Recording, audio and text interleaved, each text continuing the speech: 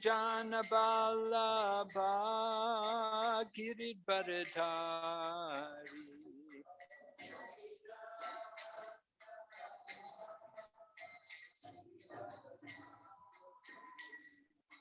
Gopi Jana Vallabha Giridharadhari.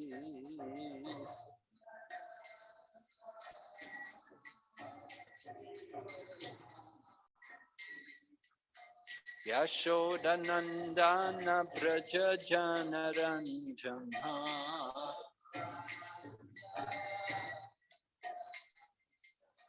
Yashodanandana Braja Janaranjana.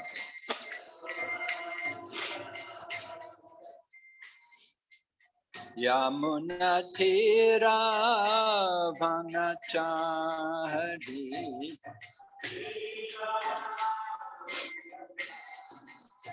Yamuna Tira Vanachari.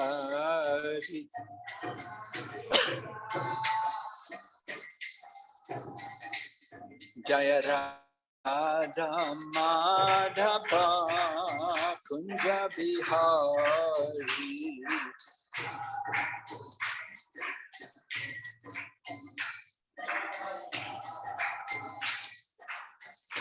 Hare Krishna,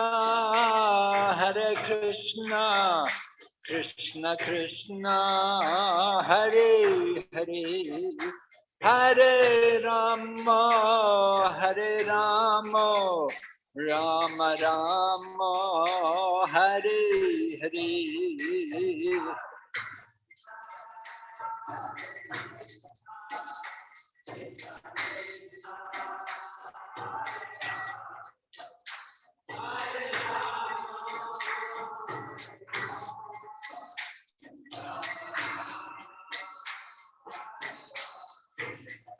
Hare Krishna, Krishna Krishna, Hare Hare, Hare Rama,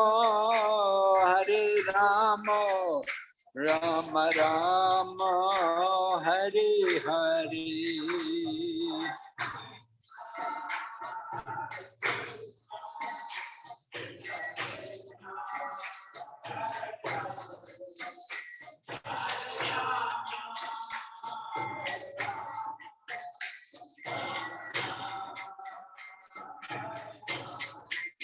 Hare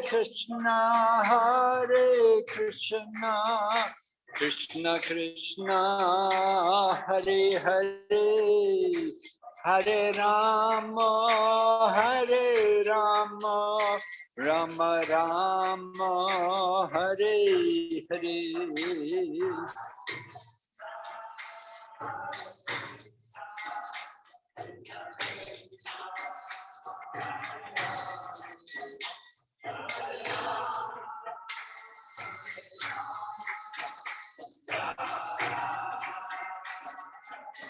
Nitai Gaur Hari Bol, Hari Bol, Hari Bol, Nitai Gaur Hari Bol.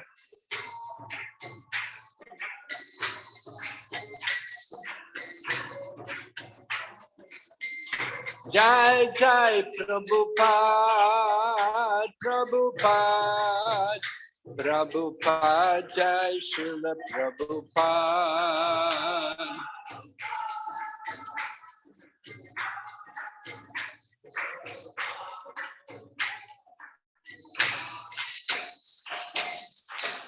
Gaur Premanande Haribo.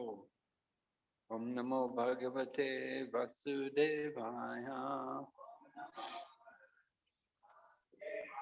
Om Namo Bhagavate Vasudevaya. Om Namo Bhagavate Vasudevaya.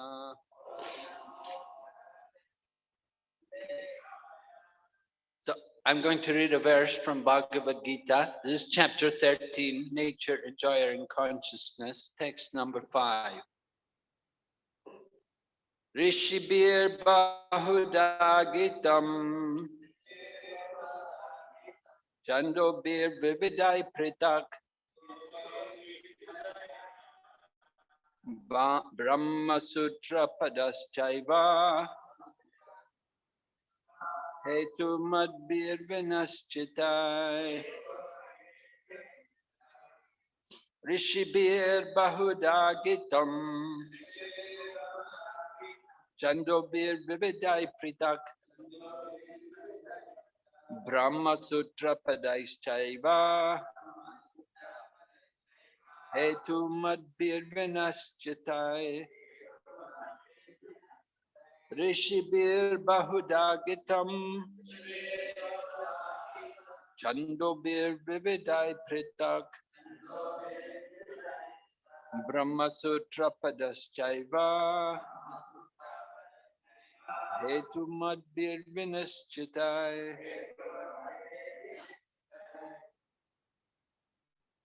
Rishibir by the wise sages Bahuda in many ways Gitam described Chandobi by Vedic hymns Vividai various Ritak variously Brahma Sutra of the Vedanta Pedai by the aphorisms Cha also Eva certainly Etu Madbi with cause and effect Vinaschitai certain. Translation: that knowledge of the field of activities and the knower of activities is described by various sages in various Vedic writings. It is especially presented in Vedanta Sutra with all reasoning as to cause and effect. You can all please repeat after me. That knowledge of the field of activities and of the knower of activities is described by various sages in various Vedic writings. It is especially presented in Vedanta Sutra with all reasoning as to cause and effect. Purport by His Divine Grace, A.C. Bhaktivedanta Swami Srila Prabhupada. The Supreme Personality of Godhead, Krishna, is the highest authority in explaining the knowledge. Still, as a matter of course, learned scholars and standard authorities always give evidence from previous authorities. Krishna is explaining the most controversial point regarding the duality and non-duality of the soul and the super soul by referring to a scripture, the Vedanta, which is accepted as authority. First, he says, this is according to different sages. As far as the sages are concerned, besides himself, Vyasadeva, the author of the Vedanta Sutra, is a great sage. And in the Vedanta Sutra, duality is perfectly explained. And Vyasadeva's father, Parasara, is also a great sage. And he writes in his books of religiosity, Aham Tvam Cha Tatanyai. We, you, I, and the various other living entities are all transcendental, although in material bodies. Now we are fallen into the ways of the three modes of material nature according to our different karma. As such, some are on higher levels and some are in the lower nature. The higher and lower natures exist due to ignorance and are being manifested in an infinite number of living entities. But the super soul, which is infallible, is uncontaminated by the three qualities of nature and is transcendental. Similarly, in the original Vedas, a distinction between the soul and the supersoul and the body is made, especially in the Katha Upanishad. There are many great sages who have explained this, and Parashara is considered principal among them. The word Chandobi refers to the various Vedic literatures. The Taittiriya Upanishad, for example, which is a branch of the Yajurveda, describes nature, the living entity, and the supreme personality of Godhead.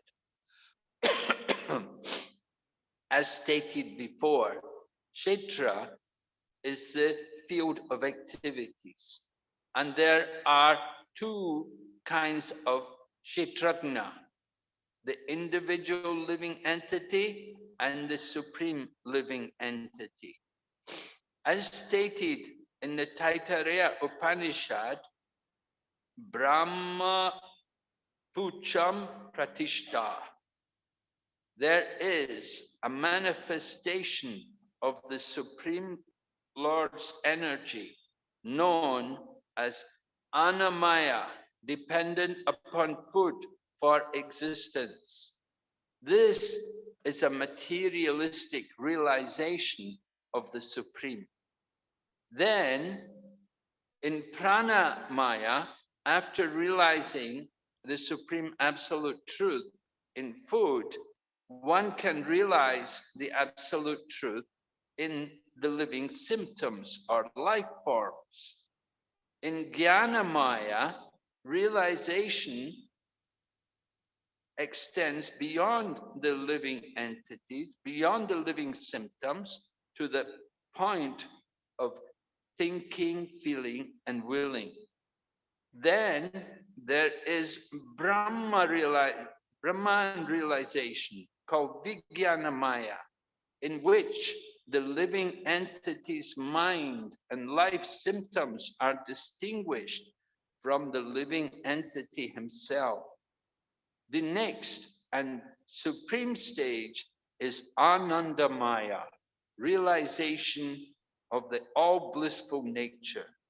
Thus, there are 5 stages of Brahman realization, which are called Brahmapucham. Out of these, the first 3, Anamaya, Pranamaya, and Jnanamaya, involve the field of activities of the living entities. Transcendental to all these fields of activities is the Supreme Lord, who is called Anandamaya. The Vedanta Sutra also describes the Supreme by saying Anandamaya Bayasat. The Supreme Personality of Godhead is by nature full of joy. To enjoy his transcendental bliss, he expands into Vijnanamaya, Pranamaya, Jnanamaya, and Anamaya. In the field of activities, the living entity is considered to be the enjoyer, and different from him is the Anandamaya. That means that if the living entity decides, or if the living entity decides to enjoy in dovetailing himself with the Anandamaya, then he becomes perfect. This is a real picture of the Supreme Lord as the supreme knower of the field, the living entity as a subordinate knower, and the nature of the field of activities. One has to search for this truth in the in the Vedanta Sutra or Brahma Sutras. It is mentioned here that the codes of the Brahma Sutra are very nicely arranged according to cause and effect. Some of the sutras or aphorisms are na viyad ashrute, natma shrute, and parat, to touch shrute.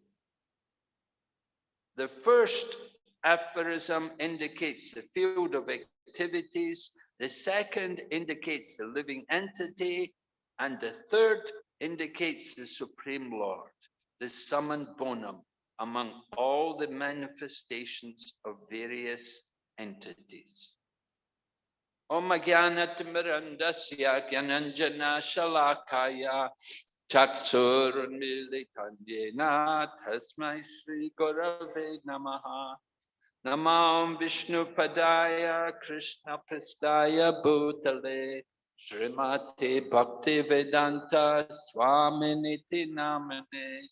Namaste Saraswati Devi Gauravani Pracharine Nirvishesha Shunyavadi Paschatya Desatarine Vanchakalpatarubhyascha Kripa Sindhu Bhayevacha Patitanam Pavanebhyo Vaishnavibhyo Namo Namah.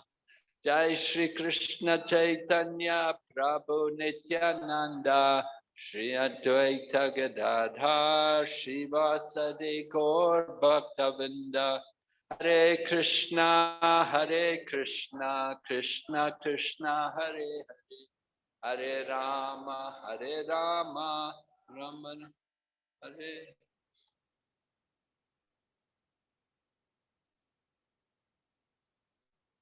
So in this verse, Lord Krishna is giving a statement to Arjuna to establish the nature,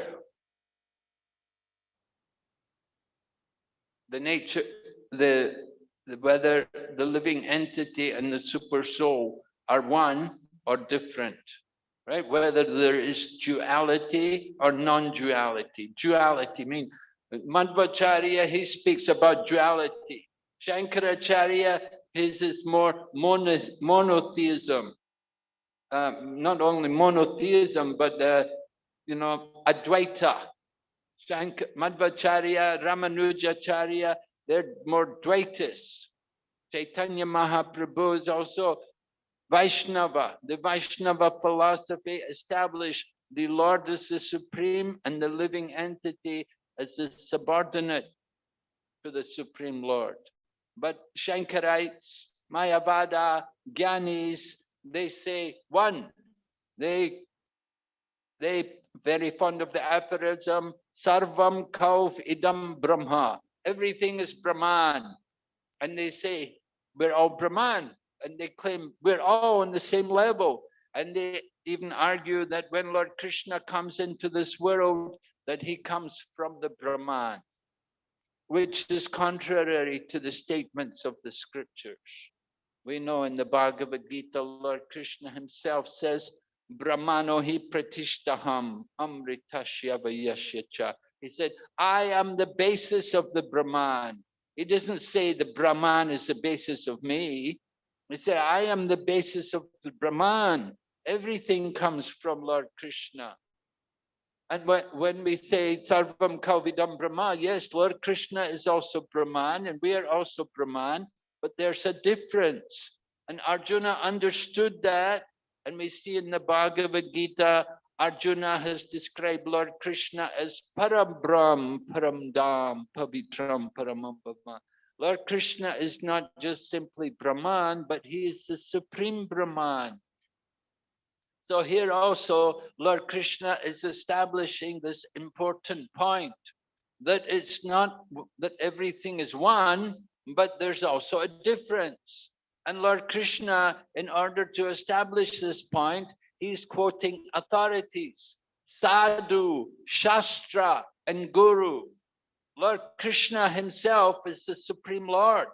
And Lord Krishna has already said, there is no truth superior to me.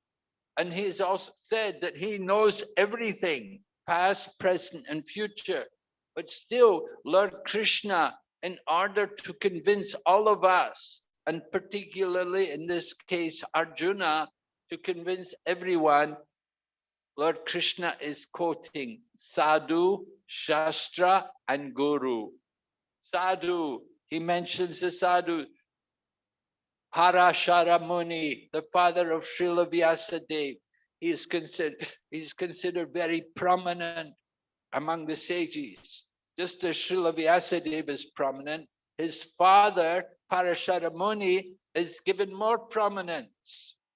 So Lord Krishna quotes Parashat, the sages, and then he quotes Vedanta Sutra. Vedanta Sutra, of course, is a compilation of Srila Vyasadeva, and it is Nyaya, right? It's not Shruti, it's not Smriti, it's Nyaya, it's logic. And Srila Vyasadeva has given us the Vedanta Sutra. And of course, so many the followers of Shankaracharya, in the line of Shankar, the Gyanis and the Monas, they will spend all their time speculating to understand the conclusion of the Vedanta Sutra. And they try to understand it by their own efforts.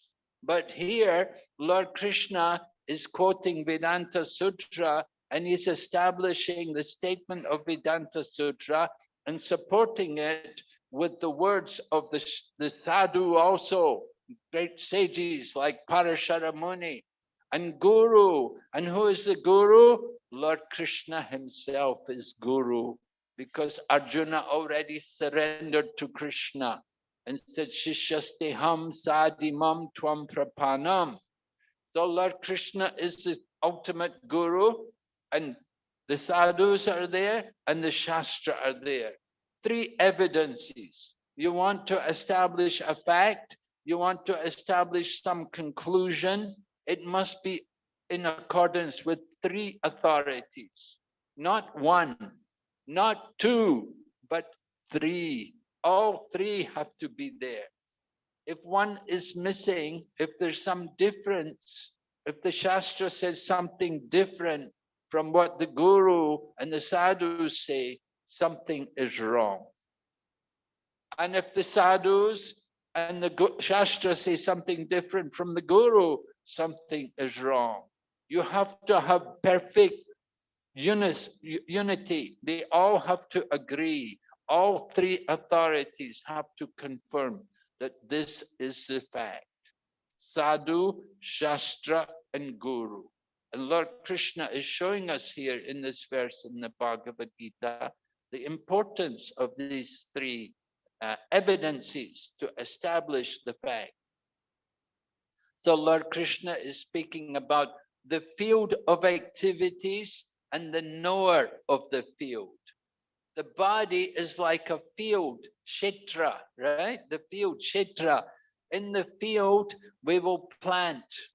Sometimes you plant rice, the rainy season this time, good time to plant rice. Other times we will plant wheat. If you go maybe in Vrindavan, UP area, it's dry there. So in the dry season, they're going to grow wheat.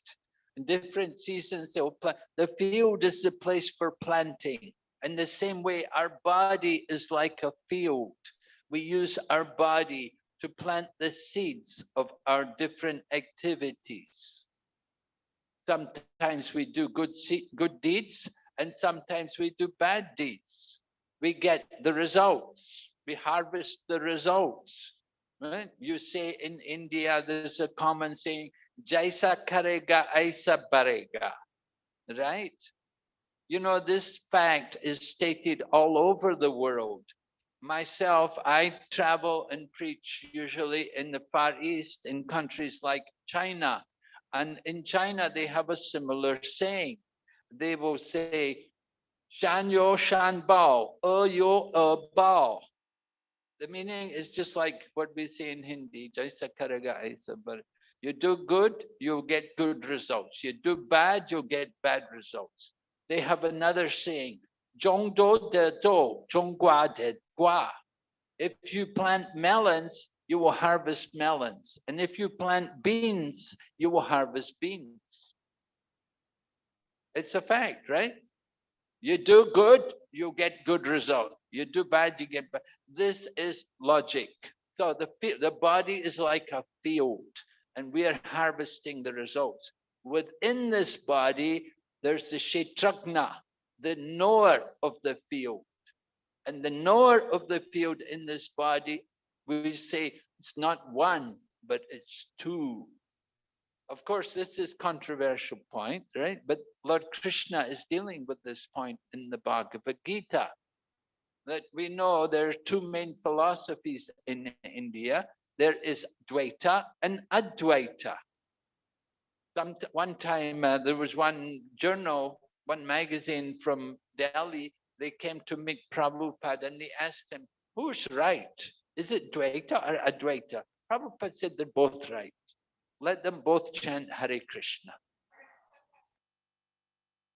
That's the solution to the problem. Don't argue about all these things. Just chant Hare Krishna. Of course, we see sometimes the Advaitas, they're also chanting Hare Krishna, but their chanting of Hare Krishna is not like the devotees chanting Hare Krishna. They're thinking, chanting Hare Krishna to become one with Krishna, to become one, to achieve their Sayuja Mukti. That's their goal. For them, for the impersonal, for the monists, their goal is Sayuja Mukti, merging into the oneness of the Brahman, because they say ultimately everything is one. But we say, no, it's not one, it's two, right? The Vaishnava Acharyas came after Shankaracharya. You can see the progression. You know, Lord Buddha came, and Lord Buddha came to lead the people away from the Vedas. And Lord Buddha taught that the absolute truth is zero. The Buddhists are all shunyavadis, that everything is zero. They say nothing is real. The world is not real. We are not real. And the whole philosophy of Buddhism is negation. Stop everything. And that is why Buddhism failed in India. Although Buddhism at one point was spread all over India, it was so rampant in India that even Mathura was the headquarters, was the main Buddhist center in India. And you go to the Mathura Museum today, you'll see all the Buddha relics there in the museum from the past.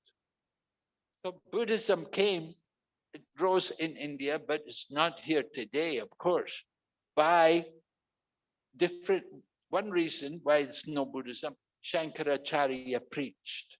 And Shankaracharya, you see, the Buddhists were saying absolute truth is nothing, zero. Shankaracharya said, not zero, it's one. A little difference, just a little change.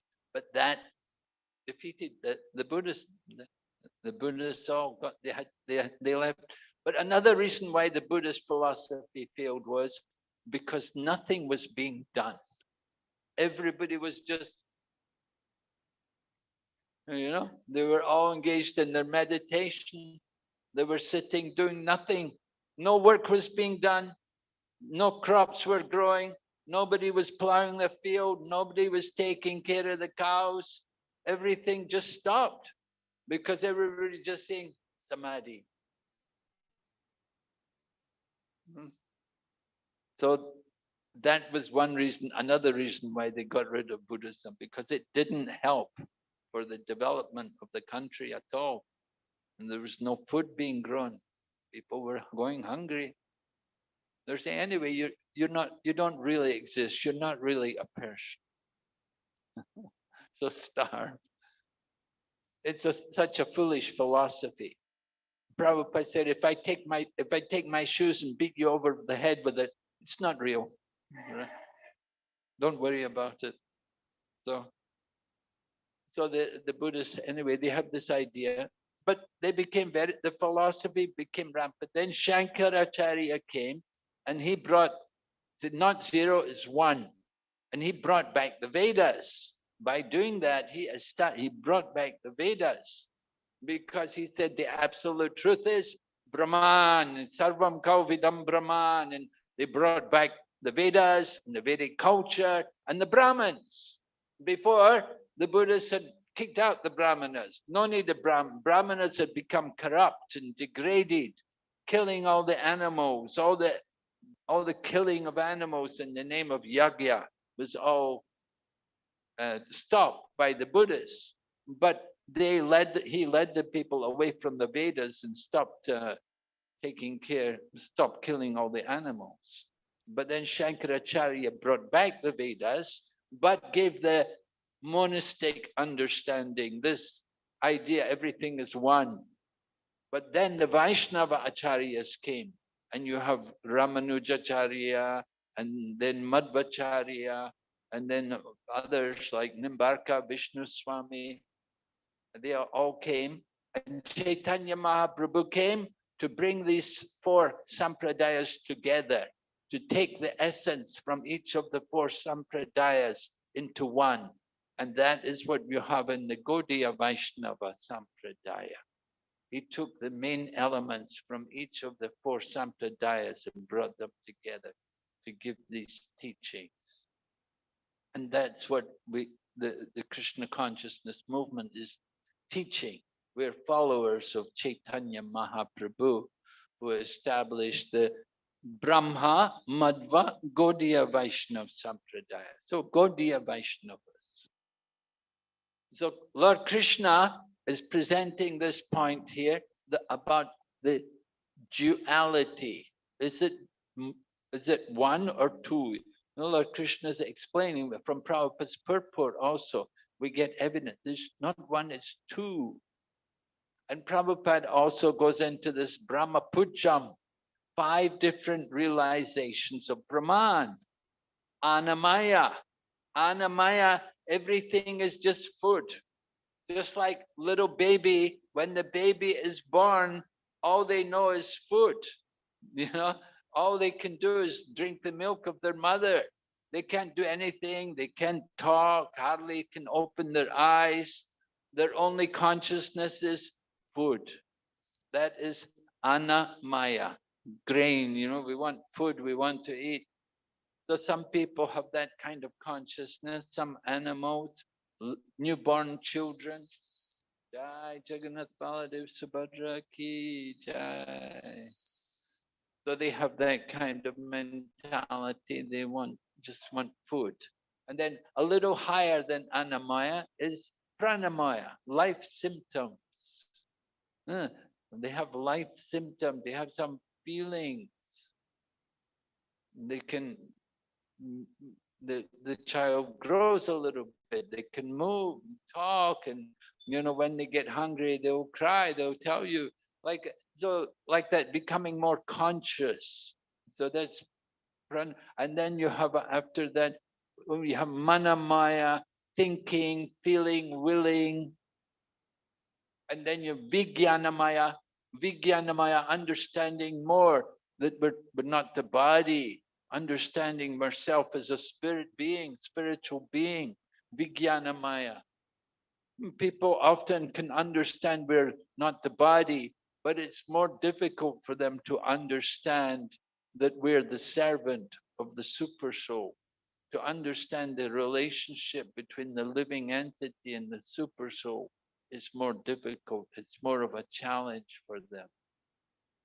Many people can understand not the body, they know that, but they don't always understand that there's not just one soul, but there are two souls. Two souls in the one body, in the one heart, two souls. So that is for higher consciousness. Bhagavad Gita, Krishna says, of those who are endeavoring for perfection, hardly one knows me in truth. And so You don't find many devotees, so many devotees. You find a lot of people who may be into self-realization. They understand their Brahman, but they don't understand much more than Brahman. And Brahman, understanding Brahman, that's the first step. They have to go on from that, come to the platform of Brahman, then they should engage in devotional service. Without taking up devotional service, just to come to the platform of Brahman, their position will not be secure. And at any time they can fall back again under the modes of nature, the three modes of nature. So Brahmapujam, five different, the topmost being Anandamaya. So the Supreme Lord, He is Anandamaya. We're also pleasure seeking. The living entities need Anandamaya Bayasat. We also want to enjoy, we're looking for pleasure. So the actual pleasure for the living entity comes when we engage in transcendental loving service, in the service of the Supreme Lord, or in the service of the Super Soul. This is the transcendental consciousness, when we can actually be steadily fixed on the transcendental platform. Brahma Buddha Prasanatma Nashochati Nakanchati Sama Sarveshu Bhuteshu Mad Bhaktim Labate Para. Right? So first come to the platform of Brahman, Brahma Buddha. Be a happy, joyful soul, knowing we're not the body. But it doesn't stop there. That's just the beginning. Nasochati, nakanchati. Don't hanker and lament for anything. We're not thinking about the past. We lament about the past and we hanker for the future. So that's not for devotional service. Don't be hankering and lamenting. And samasarveshu bhuteshu, see all living entities equally. I was with Srila Prabhupada one time in England. We went to a Hindu temple and they were worshipping Brahma, Vishnu, and Shiva. So Srila Prabhupada said to them, a devotee of Krishna not only offers his respects to Brahma, Vishnu, and Shiva, they will offer their respect even to a tiny insect, because they know the Lord is also in the heart of the tiny insect. So this kind of vision, samasarveshu bhuteshu, seeing all living entities equally, then mad bhaktim labate param, then we can actually take up devotional service. We want to understand how to take up devotional service.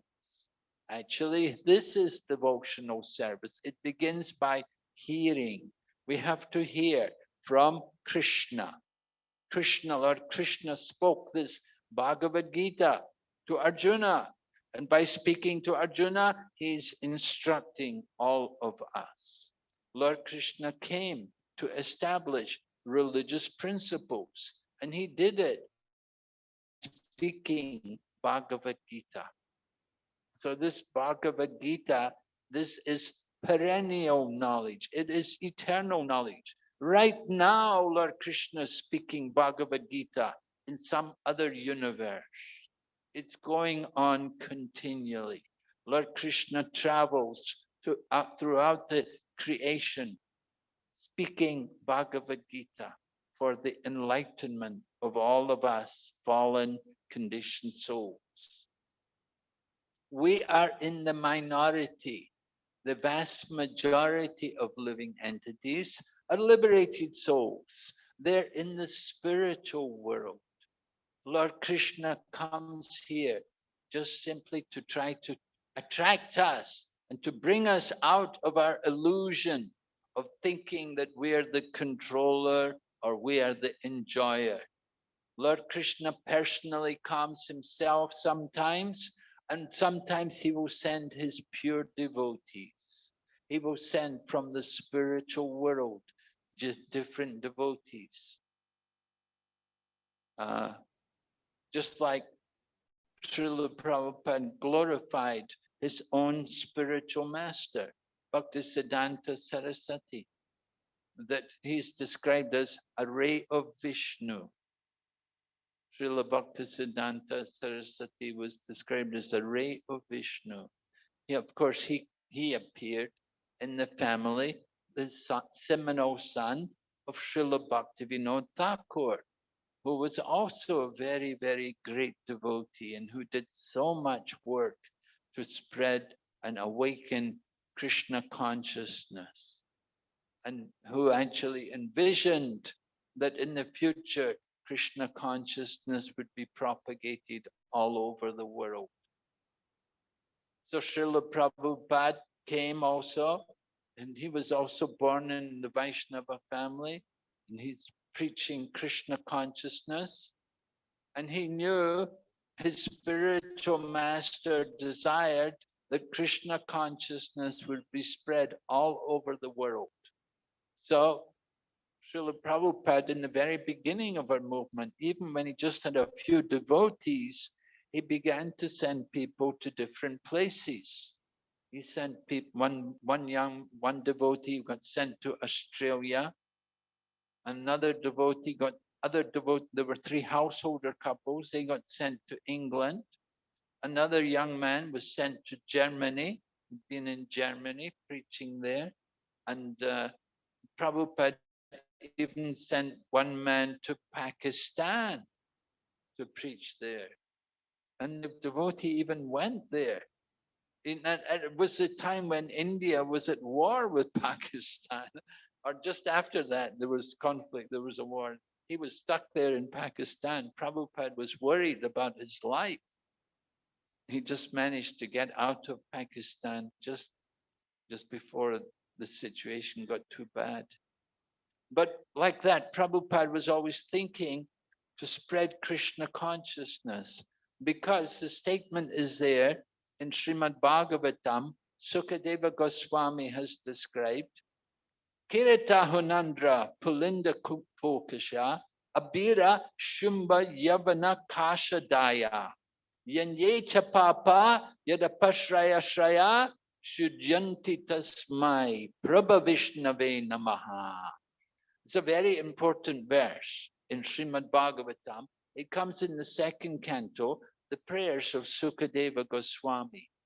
Sukadeva Goswami had been asked to describe creation, and he glorifies like this the power of the devotee, that all these different races, he mentions different races.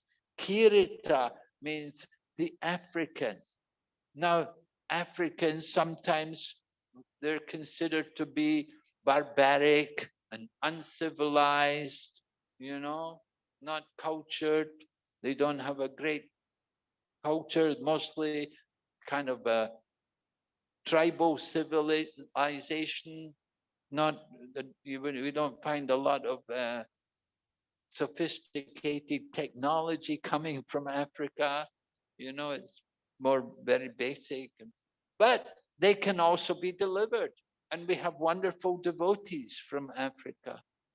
Very, very nice devotees. And there's a lot of preaching going on in Africa today. Because Prabhupada also went there. And Prabhupada went there, he went to Kenya, and he told that when he went there, he saw the devotee who'd been there.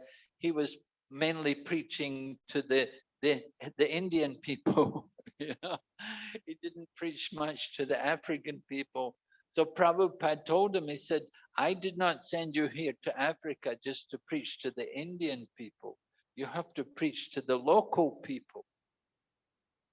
It's very important that the local people should join. And even it happened that Prabhupada went to Geneva, in Switzerland, Geneva. There's one city, Geneva, where the United Nations have headquarters there. So Geneva, we had a temple there for some time, and Prabhupada went there and spent 8 days there, actually. A devotee arranged programs every day. for Srila Prabhupada. Every day they took him on programs to meet different people, and different people came to see him. So many devotees had come there to Geneva to be with Prabhupada. They'd come from France and they'd come from Germany and different parts of Europe. They'd all come there because they'd heard Prabhupada was going to be there, and they wanted to be with Prabhupada and to get his association. So they took a group photograph, Prabhupada with all the devotees. So Prabhupada then said to the person in charge, he said, how many of these devotees come from Geneva? And the devotee said, Prabhupada, none of them. There are no devotees from Geneva, Prabhupada. All the devotees had come from other places. Prabhupada said, that is not good. You have to get the local people. Very important. The local people have to. If you don't have the local people, then your movement is a failure. Very important. Prabhupada made this point to the devotees there. And so, the same was true in Africa. You preach in Africa, you have to preach to the African people. And I quoted that verse by Shukadeva Goswami. He talks about many different races. And the last race he talks about is Kashadaya. Kasha Desh, and Adaya, others. Kasha means what is today China. You see? So Prabhupada also wanted devotees to go to China, that they should preach there. And the devotees had gone, one devotee he'd been in Japan, and he went to Hong Kong. He went from Hong Kong to Japan, went by boat, took the boat there and went to Hong Kong and started to preach there in Hong Kong. And they made one Chinese man a devotee, and he translated the Bhagavad Gita to Chinese. So Prabhupada was very enthusiastic, very happy that we had printed the Bhagavad Gita in Chinese. And then he told devotees that you should go there and distribute these books. Now, who's going to buy a Chinese Bhagavad Gita? They have to be Chinese, right? You're not going to sell a Chinese Bhagavad Gita. So devotees, for some time they're trying to distribute these books. Anyway, Prabhupada he wanted that devotees should go everywhere to preach Krishna consciousness. Prabhupada instilled in us the consciousness that devotees of Krishna are everywhere. They're in Krishna's in everyone's heart. So the devotees of Krishna are everywhere. But they're waiting for the devotee to come and find them. You have to go there and find them.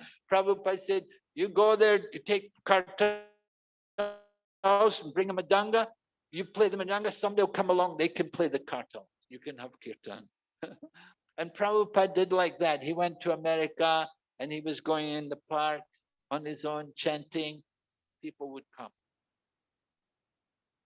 So Prabhupada wanted that we would preach in China. So it happened that one time there was some problem among the devotees in America. There were many devotees. It was a very dynamic period of our Krishna consciousness movement, and there was a lot of book distribution going on all over America, and you'd see devotees everywhere. I remember I went to America in the 1970s, and people said, I see you everywhere, you people. Yeah. The people were just seeing devotees every street corner, every airport, bus station. They said, wherever I go, I can see you people. You're always there. How many people have you got? How many members have you got? We weren't very many, but they thought we were a huge number of people because they were always seeing devotees. So we were very active, we were young people. I could imagine, 50 years ago, I was much younger, So we were very active and energetic, and we spent a lot of time out on the streets, meeting the public and distributing books and preaching to people like that. So, but what happened was there was another thing happened that some sannyasis came and they got the idea that they would travel in buses. And we see also here in India, also some of our devotees have a bus, like Mumbai Juhu Temple, they have buses, and also Mayapur Temple, they also have buses, and they send their men out all over different parts of India, right? They go around different parts of the country distributing books. So that was going on in America, and we had the buses, and the devotees were traveling in the buses and preaching and distributing books. But at the same time, we had temples. So somehow there was a conflict between the people with the buses and the people with the temples, because the tendency was that the sannyasis and the brahmacharis, that they should be with the buses, and the grihastas, they should be in the temples. So the problem was that not everybody wanted to be in the temple and not everybody wanted to be in the bus. But there was some coming and going, some people would leave the temple and join the bus. Some people from the bus would go to the temple. But if somebody was really good at book distribution, if they could distribute a lot of books, then you wanted to keep that man with you.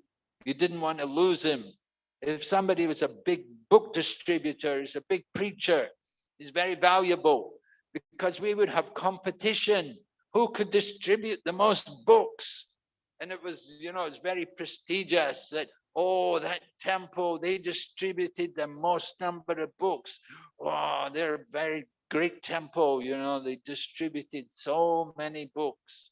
They got a lot of praise, you see. So if somebody was a big book distributor, they wanted him. There was one devotee, Prabhupada called him an incarnation of book distribution. Yeah, Tripurari. His name was Tripurari Prabhu. He's a sannyasi now. He's separated himself from ISKCON, but he's still preaching. He has his own temples and his own disciples. But in Prabhupada's time, he was very, very active, and he trained a lot of devotees how to distribute books. So like that, there was a problem though. There was this conflict. And the person who was in charge of the buses was a devotee called Tamal Krishna Goswami. So Tamala Krishna Goswami, he got a little bit chastised by Prabhupada. And Prabhupada said, because Prabhupada wanted the temples, he thought the temples are more important than the buses. The buses, they're, okay, but the temples have to be maintained. And you can't stop the temples because the deities and everything are there with the temple. So Prabhupada told him, I'm taking everything away from you. I'm taking all the buses away from you. And Tamal Krishna felt very, oh, Prabhupada, I might as well go to China if you're going to do that. And Prabhupada said, yes, you go to China. And he said, no, I didn't mean that. When Prabhupada said, yes, you go to China, he said, no, Prabhupada, I didn't mean that. And Prabhupada said, no, you said it. Krishna made you say it. Now you have to go. So he got the order that he was supposed to go to China. Reluctantly, he was reluctant. He was an American, and it wasn't easy for him to go to China. But anyway, Prabhupada gave him that order. And so after Prabhupada disappeared from the world, actually Tamal Krishna Goswami was a very intimate disciple of Srila Prabhupada. And he personally served Srila Prabhupada. He was Prabhupada's secretary. And then he personally served Prabhupada for the last 1 year of his manifested pastime in this world. And he was with Prabhupada right till Prabhupada departed from the body. So after he departed from the body, then Tamal Krishna Maharaj thought about his instructions, because you get instruction from the Guru. The instruction is eternal. The Guru, there's two ways to associate. There is Vani and Vapu. Some people associate with the Vani and some people associate with the Vapu. Now the Vapu, the physical body, is not eternal. And after the person leaves the body, then you only have the Vani. So the Vani is more important. The instruction is more important. So after Prabhupada left, then all of the devotees, we're all, I'm also Prabhupada disciple. We're all thinking about, what does Prabhupada want me to do? What was Prabhupada's instruction and everything? So Tamal Krishna Goswami had that instruction from Prabhupada that he should go to China. So he thought how to go to China, because at 1970s, China was closed. You couldn't get to China. It was really closed up. So he went to Hong Kong, because in that time, Hong Kong was a British colony. It's not now, but it was up until 1996. Then it went back to China. So Jai Jagannath Baladev Subhadra ki Jai. So Tamal Krishna Goswami moved to Hong Kong, made his base there in Hong Kong. At the same time, sometimes he'd go back to America. He had a base also in America, but he made Hong Kong his office for the China mission. And he was based there in Hong Kong. And he was overseeing the translation of the books to Chinese, because Prabhupada told us, he said, even you cannot go to China, you can send the books there, and the books they'll make the field for preaching. And the devotees had done that with Russia. In the past, in Prabhupada's time, Russia was also communist and closed up. So how did they manage to get Krishna consciousness into Russia? The devotees were sending books constantly. Any way they could, they'd find a way to send books into Russia. And they would do some amazing things. Even Germany was divided, East and West Germany, and there was a big border, a partition between East and West Germany. And so it was very difficult, but somehow the devotees were finding ways to get books into Germany, into the other side of Germany, and then into Russia. And they were distributing many, many books, because Russian people were very eager for Krishna consciousness. And in fact, it was so bad that the KGB, the top, secret agency in Russia, which catches all the spies and all the traitors and everything, the KGB declared three main enemies in Russia. One was the Beatles music, one was Coca-Cola, and the other was Hare Krishna. They didn't want any kind of American culture there in Russia in those days. And they declared Hare Krishna was a big threat to the stability of the Soviet Union. Of course, Soviet Union's all broken now. It's all finished, They don't have that anymore. But in 1970s, it was like that. And devotees were sending books. And then, of course, then you had the communist system all broke down, and it broke apart, and Russia became open. And when it opened up, that was when they said, you better get ready for China, because they'd been working Russia for a long time and cultivating people and sending books there and going there and preaching there. They had many, many devotees in different places all over Russia. So they said, you better get ready. China could open up too. Actually, China is quite different from Russia. And I don't think it will open up like Russia. It's much more stable. And they have a different culture, a different history than Russia. But, they're also communist, socialist. So they told Tamal Krishna Goswami, you were given the order by Prabhupada, you have to go to China. You should do something. You should. So so he started to send books there. In those days, people were all mostly working in Hong Kong, and every Chinese New Year, they'd go back to China. People would come from China to work in Hong Kong.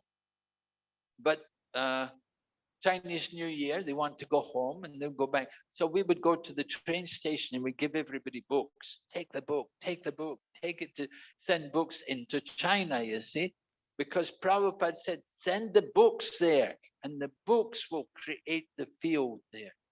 The books will create. And it happened. It really happened like that. We took what one man actually, he got a book coming back. And this man actually, he was a Buddhist. He'd been a Buddhist, brought up in a Buddhist family. And he read the book Coming Back. Do you know that book, Coming Back? The Science of Reincarnation? So he read that book. He said, I want to help you spread this knowledge all over China. He just read that one book. He said, I want to help you spread this knowledge all over China. He was so impressed. He thought, this is wonderful. So he did. He helped us. He's still a friend of ours. He's very elderly now. He's a Buddhist monk now, but he's still very favorable to Krishna consciousness. And whenever we have programs, he will come. He's a very nice man. And he has many followers also. But he's a Buddhist, but we don't mind. We don't mind. Buddhist, Christian, whatever. The main thing is chant Hare Krishna and be happy, right? Eat Krishna prasadam, chant Hare Krishna. We don't mind. And we can we're not trying to convert people. Prabhupada didn't try to convert anybody. Just give them this knowledge, Krishna consciousness, understand this knowledge. So we put a lot of emphasis distributing books. And sometimes people would get the books. One man got the book and he took us to his home and he copied sections of the book. He'd written it up on the wall, big slokas from the Bhagavad Gita. He put it on the wall, written up in big letters and hung it up on the wall, stuck it on his wall. He was so impressed with this knowledge. He said, wonderful. I said, I never read anything like this before. So that is how people responded to Krishna consciousness in these countries. You see, like in Russia, people were so desperate to get our books. They just so eager because they had been denied all of these things for so long. But actually, the nature of the soul, we want to hear. We want to know all of these things. Okay, are there any questions? Yes, Prabhu? Hare Krishna. Thank you very much, Maharaj, for sharing the preaching experiences in US and China. I read in your introduction that you are also preaching in China. Yeah. Can you share some of your experiences? Well, I told you some of the things, right?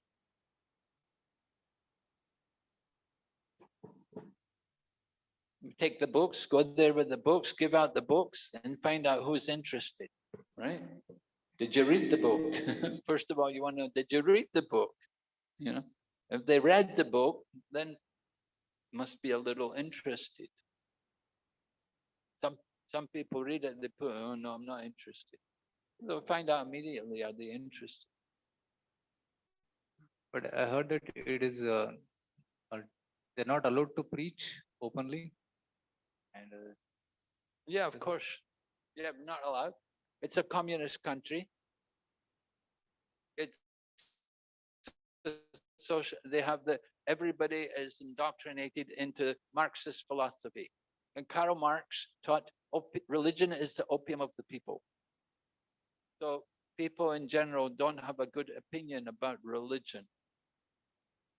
But even, you see, that's the difference between Russia and China. In Russia, people all believe in God. Russian people all believe in God. China people don't believe in God. It's very difficult to get them to understand that there's God. because they don't have that in their culture. For 5,000 years, they don't have that in their culture. And Russia is different. They all believe in God. You know, they have the Russian Orthodox Church. Nowadays in China, the China government have recognized 5 religions. There is uh, Buddhism, there is Taoism, there is Islam, there's the Catholic Church, which is not under the Pope. It has to be under the China government. And there's also Jesus, the Christians who follow Jesus, Christianity. So these 5 religions are recognized as official. Why is there no Hinduism there? They say, we don't have any Hindus in China. There are no Chinese Hindus. So there's no need to have Hindus. They just have 5 religions. But if you want to practice these religions, they have to register with the government. And if you register with the government, then that's not very good. That, oh, this person's, he's got a religion. They look down on you, and you may be discriminated against for being religious. So there are problems.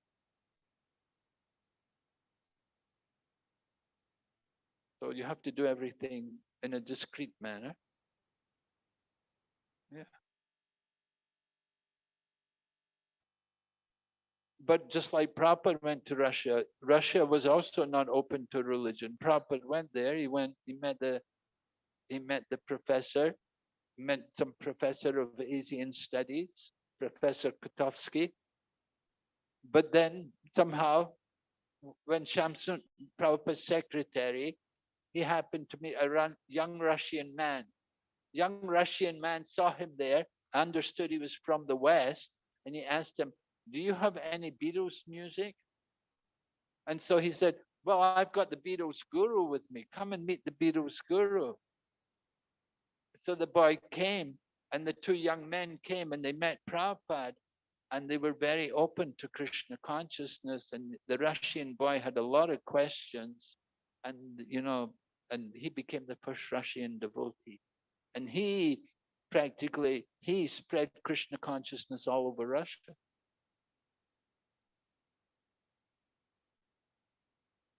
But he got persecuted for it also.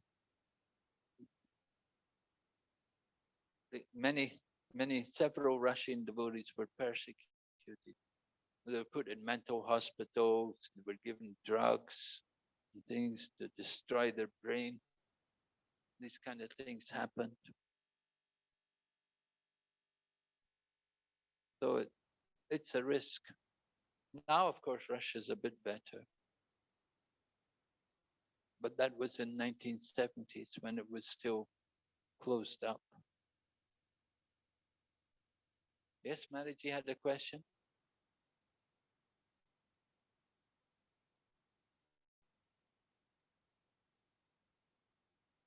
Hare Krishna Maharaj.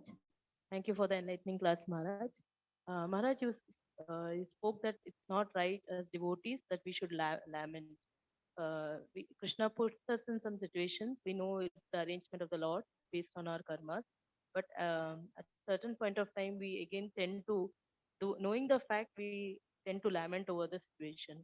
So how to overcome this mentality of lamenting? How to overcome lamentation? Well, we have to have knowledge, see everything through the eyes of the scripture. With the help of spiritual knowledge, then you can overcome that lamentation. If we see things based on the knowledge of Bhagavad Gita, just like when somebody departs from the world, we have to read things like the Bhagavad Gita, and we read about the soul leaving the body and taking another body. We understand about what's happening. So we have to see these different problems which are coming in our life. We have to see them guided by Shastra. Whatever happens, something goes wrong in our life, big problem in our life, when we're wondering why this happens to me, we should think that actually it could be much worse. Whatever happened to me could be much worse than it actually is. And a devotee will think, actually, I'm meant to suffer much more, but I'm only suffering a little bit by the grace of Krishna. And in this way, be thankful to Krishna. So we have to control our mind and learn to see things guided by scripture. That's very important for us. We train, we have to train ourselves to conquer the mind. The mind will lament, but we're not the mind. So we have to control the mind by spiritual knowledge. So you have to apply that spiritual knowledge. Someone dies, what is happening? They're changing their body. They're not really dying. The soul never dies, but we change the body. We give up one body, we take another body. Of course, we lament. We feel some, because of our attachment, we feel, we lament, but we have to constantly check our mind and try to see everything in the philosophical manner. And that will help us to overcome this lamentation. Often, though, we lament because we didn't get all the sense gratification we want. Our plans for sense gratification were not fulfilled. So we have to understand it was Krishna's desire. Krishna didn't want us to get that sense gratification. Right? Hare Krishna.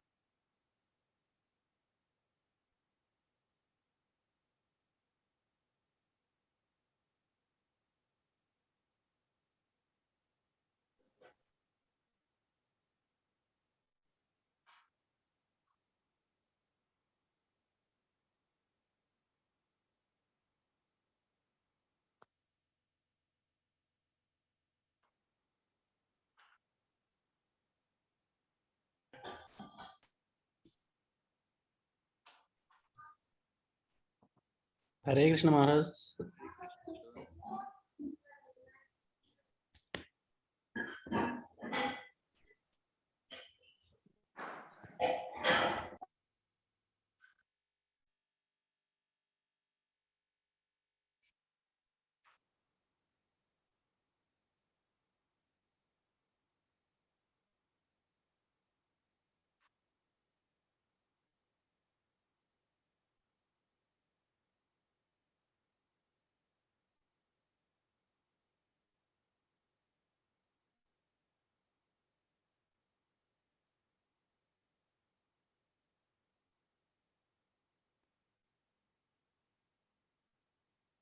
Can we answer that? What?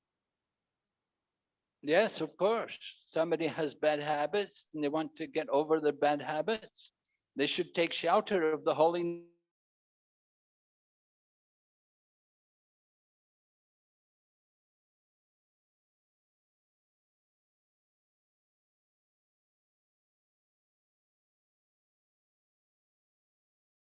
It's also very important.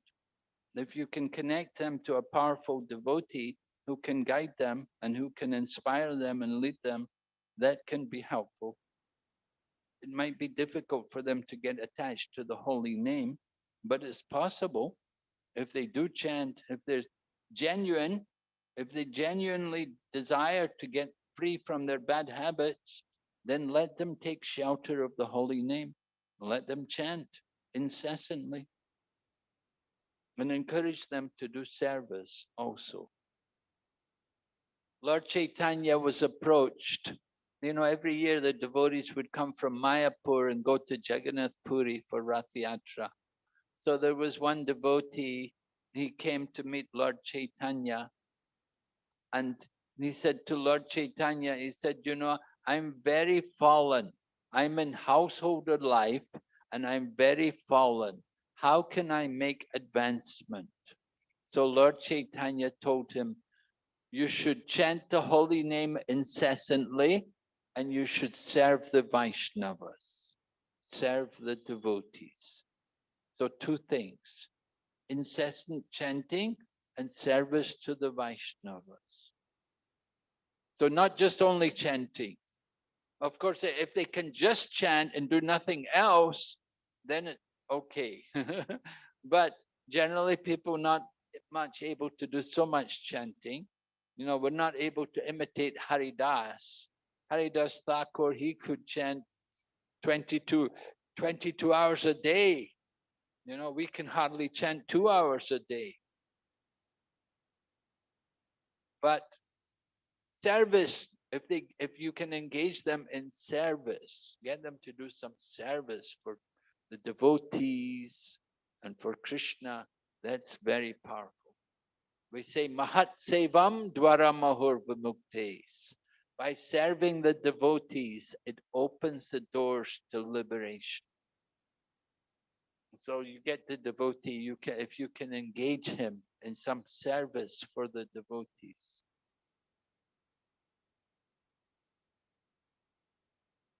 We know Jagai and Madhai, they were very sinful. They were delivered. There are many examples of fallen souls. It said every saint has a past. Every sinner has a future. So you can tell him like, okay, Hare Krishna. Maharaj, there is a question online.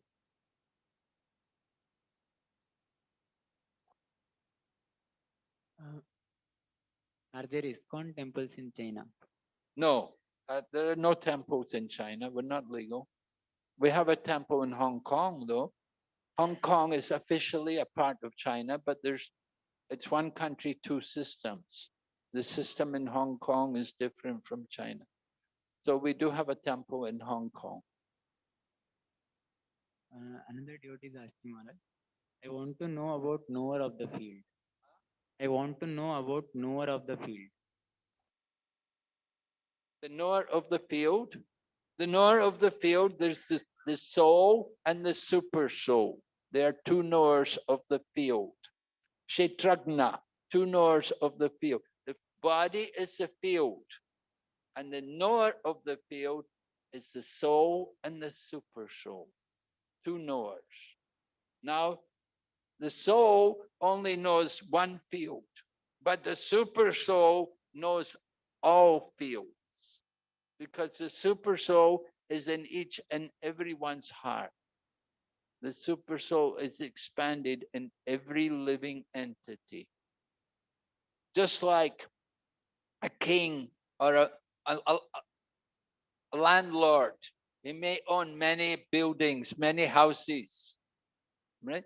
So he knows about all the houses, but he's the landlord, it's all his property. But you only know your own building, you only know your own house, you don't know all the houses. The landlord, he knows.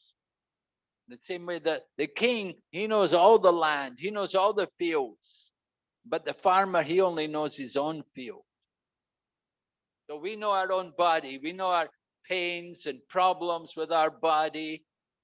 We don't know about other people's pains and problems with their bodies, but we know about our own body. But the super soul knows about each and every body, each and every living entity. That is the position of the super soul. So two knowers of the field. Like two birds in the tree. One bird is eating the fruit, and the other bird is the witness. In Bhagavad Gita, Lord Krishna describes how the super soul is upadrasta and anumanta, overseer and permitter. The super soul is watching, just like two birds in the tree. One bird is eating the fruit, and the other bird is the witness, watching. See, he remembers everything. We don't remember.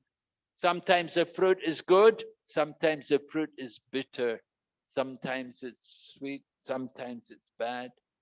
Different tastes we're experiencing. Super soul is a witness. So, sarvasya chaham hridisanivisto matak smitir jnanam apohan. Super soul gives knowledge, remembrance, and forgetfulness. We forget. Super soul reminds us, remembers everything. The two knowers in the field. We want to take shelter of the super soul. Okay, Hare Krishna. Thank you very much. Srila Prabhupada ki. Go back to Vrinda ki. Hare Krishna. Tomorrow morning also we'll be having Srimad Bhagavatam at 8 o'clock by Maharaj. Tomorrow, day after tomorrow, and again on Sunday also. So we request devotees to take advantage of the association of Maharaj. Let us express our gratitude by chanting Hare Krishna mantra once. Hare Krishna, Hare Krishna, Krishna Krishna Krishna, Krishna Hare Hare Hare, Hare Hare Hare Rama, Ram Hare Hare Rama, Ram Rama. Ram Ram Hare. And also tomorrow evening there is program in R Nagar at Gaurnitai Complex, Prasadeshwar Prabhu's building. So devotees who are free can join there also. And the prasadam will be served for all the devotees now. Hare Krishna.